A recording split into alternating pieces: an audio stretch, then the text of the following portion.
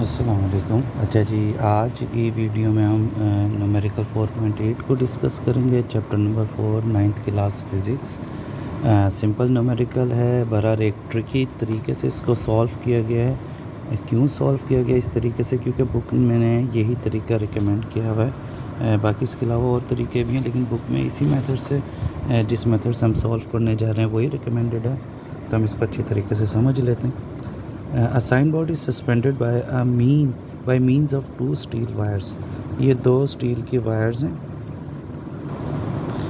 इसकी मदद से जो है हमने हैंग किया हुआ किसको, ये एक साइन बोर्ड को। Shown figure. If the weight of the board is 200 Newton, हमें जो चीज़ गिवन है वो क्या चीज़ गिवन है? वेट गिवन है बोर्ड का 200 न्यूटन। तो given is W 200 Newton, that is given weight of the board. Now what we have to calculate, what is the tension in the string। मतलब कहने का मतलब ये है कि ये जो फिगर में हमें नज़र आ रही है टेंशन वगैरह, ये मालूम करनी है। ये जो पहला स्ट्रिंग है इसके अक्रॉस भी हमने क्या मालूम करनी है? टेंशन। और जो दूसरा स्ट्रिंग है इसके अक्रॉस भी क्या मालूम करनी है? Tension T1 and T2। अब इसके लिए हम कौन से यूज़ करेंगे? इसके लिए हम दोनों कंडीशंस यूज़ करेंगे, कंडीशन फॉर इक्विलिब्रियम इस न्यूमेरिकल में। बस ये जहन में रख लें। अभी इसी तरीके से ये न्यूमेरिकल सॉल्व करेंगे क्योंकि बुक में रिकमेंडेड मेथड यही है। एक हम फार्मूला यूज़ कर सकते हैं, सम ऑफ दो कंडीशन है। पहली कंडीशन थी sum of all forces is equal to 0, conditions of equilibrium. और दूसरी कंडीशन है sum of all torque acting on the body is equal to 0, क्योंकि बॉडी इक्विलिब्रियम में दोनों कंडीशन वैलिड हैं। पहले हम इस न्यूमेरिकल पे लगाएंगे फर्स्ट कंडीशन ऑफ इक्विलिब्रियम, जिसके मुताबिक सम ऑफ ऑल फोर्सेस या सम ऑफ ऑल वाई कंपोनेंट, क्योंकि यहाँ पे जितने भी वाई एक्स कंपोनेंट तो नज़र नहीं आ रहे, तो sum of all Y component acting on the body is equal to 0, sigma F Y is equal to 0 use करेंगे। अब वाई एक्सिस के अलोंग कौन कौन सी फोर्स हैं ज़रा हम बोर्ड से देख लेते हैं। वाई एक्सिस के अलोंग तीन फोर्सेस हैं। एक ये वाली फोर्स है जो कि अपवर्ड है, एक ये सेकंड फोर्स है टेंशन, एक T1, ऑब्वियसली T1 भी किधर है? अपवर्ड है। एक हमारे पास T2 है, ये भी किस डायरेक्शन में? अपवर्ड है। और एक हमारे पास W है जो कि किधर है? डाउनवर्ड है। तो sum of all forces T1 plus T2 plus W is equal to 0। Basically तो हम सम ले रहे हैं ना, हम ले रहे हैं T1 प्लस T2 और हम प्लस कर रहे हैं W को इज इक्वल टू 0। बट फिर माइनस कहाँ से आया? क्योंकि W along negative y axis है, तो बाय कन्वेंशन हम नेगेटिव वाई एक्सिस के फोर्स के साथ माइनस लगाते हैं डायरेक्शन शो करने के लिए, तो प्लस माइनस माइनस बनेगा। तो लिया ये सम जा रहा है, लेकिन ऑब्वियसली डायरेक्शन W की डाउनवर्ड होने की वजह से उसके साथ क्या आ जाएगा? माइनस। इससे एक इक्वेशन बनेगी, ये न्यूमेरिकल अभी सॉल्व नहीं हुआ, इससे इक्वेशन बनेगी T1 plus T2 is equal to 200 newton. ये हमारे पास इक्वेशन बनी है। अब सिर्फ एक सेकंड इक्वेशन यूज़ करके sum of all torque is equal to 0, इसकी मदद से हम सिर्फ T1 मालूम करेंगे। वो थोड़ा टेक्निकल तरीके से हमने सॉल्व किया हुआ इसको। जब T1 कैलकुलेट हो जाएगा तो T1 की वैल्यू यहाँ पे पुट करेंगे तो हमें क्या मिल जाएगा? T2। ये क्या बात चल रही है ज़रा देखते हैं। अब इमेजिन कर लें एक किसी भी एक पॉइंट को A या B को पिवट पॉइंट, सेकंड कंडीशन लगाने के लिए वो तो टॉर्क वाली कंडीशन है ना, तो टॉर्क के लिए कोई ना कोई एक्सिस ऑफ रोटेशन या पिवट तो होना चाहिए ना। तो हम क्या कहेंगे? First we find T1 by using second equation of motion. कैसे? We take B as pivot point, B को हम पिवट पॉइंट ले लेते हैं। अगर ये पिवट पॉइंट है तो इस पिवट पॉइंट के अक्रॉस, इस पिवट पॉइंट के अक्रॉस वेट भी क्या प्रोड्यूस करने की कोशिश कर रहा है? टॉर्क। ये लाइन, ये वेट का मोमेंट आर्म आ गया।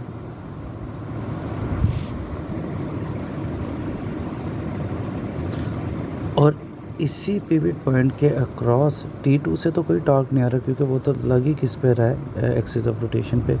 T1 किधर है? अपवर्ड। तो ये T1 भी क्या प्रोड्यूस कर रही है? टॉर्क। लेकिन ये जो टॉर्क है ये क्लॉकवाइज है, और ये जो W जो टॉर्क प्रोड्यूस कर रहा है ये कौन सा है? Anti clockwise. ये क्लैरिटी होनी चाहिए कि इस पॉइंट को अगर हम पिवट मान लेंगे तो इस पॉइंट के अक्रॉस T1 भी क्या प्रोड्यूस करना चाह रही है, टॉर्क। ये T1 का मोमेंट आर्म बनेगा, ये डिस्टेंस जो है वो T1 का मोमेंट आर्म बनेगा। T1 इस जो साइन बोर्ड है इसको क्लॉकवाइज डायरेक्शन में घुमाने की कोशिश कर रही है, जबकि वेट इसको कैसे घुमाने की कोशिश कर रहा है, एंटी क्लॉकवाइज। तो ये हमें कैसे पता चलेगा, हमने ये पॉइंट देखना है ना। हम इस पॉइंट के across, if this is the pivot point, और अगर इस पिवट के अक्रॉस कोई फोर्स आप डाउनवर्ड लगाएंगे, वो फोर्स ऑब्वियसली इस चीज़ को कैसे घुमाएगी, ऐसे।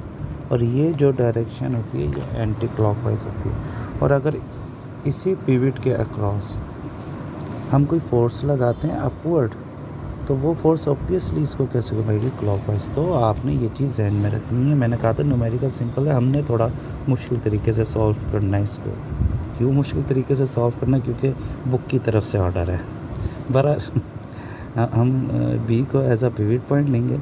जब बी को पिवट लेंगे तो हम अगेन सेकंड कंडीशन यूज़ करेंगे। और बी के अक्रॉस मैंने कह दिया कि डब्ल्यू भी टॉर्क प्रोड्यूस कर रहा है और T1 भी टॉर्क प्रोड्यूस कर रहा है। सेकंड कंडीशन होती है sum of all anti clockwise torque and clockwise must be zero. तो सम में माइनस कैसे आ गया, माइनस ये हमारा MCQ है। माइनस इसलिए आ गया कि हम हर क्लॉकवाइज टॉर्क के साथ क्या लगाएंगे, माइनस लगाएंगे। आई नो सम का मतलब एडिशन होता है, तो फिर बच्चा कह सकता है सर यहाँ पे तो सम नहीं लिखा हुआ, यहाँ पे माइनस क्यों लिखा हुआ है। तो फिर बच्चों को हम ये बताएंगे कि ये हमने चैप्टर में पढ़ा हुआ है कि एंटी क्लॉकवाइज टॉर्क पॉजिटिव लेंगे और क्लॉकवाइज टॉर्क नेगेटिव। भाई ऐसा क्यों कर रहे हैं, बिल्कुल डायरेक्शन शो करने के लिए। जिस तरह हम अपवर्ड फोर्स पॉजिटिव लेते हैं और डाउनवर्ड क्या लेते हैं, नेगेटिव लेते हैं, इसी तरह एंटी क्लॉकवाइज को हम पॉजिटिव लेंगे और क्लॉकवाइज को क्या लेंगे, नेगेटिव। अब यहाँ पे देखना क्लॉकवाइज कौन है और एंटी क्लॉकवाइज कौन है। ये वाली फोर्स जो है, ये जो W जो टॉर्क प्रोड्यूस कर रही है, ये एंटी क्लॉकवाइज है, क्योंकि ये इसको इस तरह घुमाने की कोशिश कर रहा है। घड़ी ऐसे नहीं घूमती, ये ऐसे घुमाने की कोशिश कर रहा है, ये एंटी क्लॉकवाइज है। और T1 जो है ये कौन सा टॉर्क प्रोड्यूस कर रहा है, क्लॉकवाइज। तो सिंपल में एंटी क्लॉकवाइज की जगह उसका फार्मूला लिखेंगे। भाई उसका फार्मूला W इंटू OB कहाँ से आया, मतलब ये फिगर से आया है, क्योंकि अगर इस फिगर के मुताबिक देखेंगे तो एंटी क्लॉकवाइज टॉर्क कौन प्रोड्यूस कर रहा है, W। तो वो W आ गया। और ये OB जो है इसका मोमेंट आर्म है, अगर ये हमारा पिवट पॉइंट B को अगर इमेजिन करते हैं। Minus clockwise torque obviously T1 की वजह से प्रोड्यूस हो रहा है, T1 अपवर्ड है, तो ये कौन सा टॉर्क प्रोड्यूस कर रहा है, क्लॉकवाइज। T1 मल्टीप्लाई बाय इसका मोमेंट आर्म, अगर T1 का मोमेंट आर्म देखा जाएगा वो AB है। तो जब हम सम लेंगे किसका, W into OB minus T1 into AB is equal to 0। Second condition के मुताबिक sum of anti clockwise and clockwise क्या होना चाहिए, 0। जब इसको सिंप्लीफाई करेंगे हमें W गिवन है फिगर के अकॉर्डिंग, OB गिवन है, AB गिवन है, क्या मालूम करना है, T1। तो AB यहाँ पे मल्टीप्लाई हो रहा है, दूसरी साइड पे डिवाइड हो जाएगा, वैल्यू पुट करेंगे और फाइनली बड़ी मुश्किल से हमें T1 पता चला है। जब T1 पता चल गया तो ये T1 की वैल्यू हम यहाँ पे पुट करेंगे। हाँ, आप इतना पीछे जाके नहीं पुट करेंगे, ऑब्वियसली आप आगे इसको लिखेंगे। Now put it in equation 1। जब T1 की जगह आप 100 लिखेंगे तो 100 newton plus T2 is equal to 200 newton बन जाएगा। भाई T1 की वैल्यू आ गई ना हमारे पास 100, तो इस इक्वेशन में T1 की जगह जब 100 लिखेंगे तो ये 100 यहाँ पे प्लस और उधर जाके माइनस होगा, तो T2 की वैल्यू भी क्या आ जाएगी, हमारे पास 100 ही आ जाएगी। चलिए जी, आज इस वीडियो में मैं करिए एक न्यूमेरिकल काफ़ी था। अगली वीडियो में बाकी 2 न्यूमेरिकल्स रह गए, कोशिश करेंगे उसको कवर करें। Thank you so much.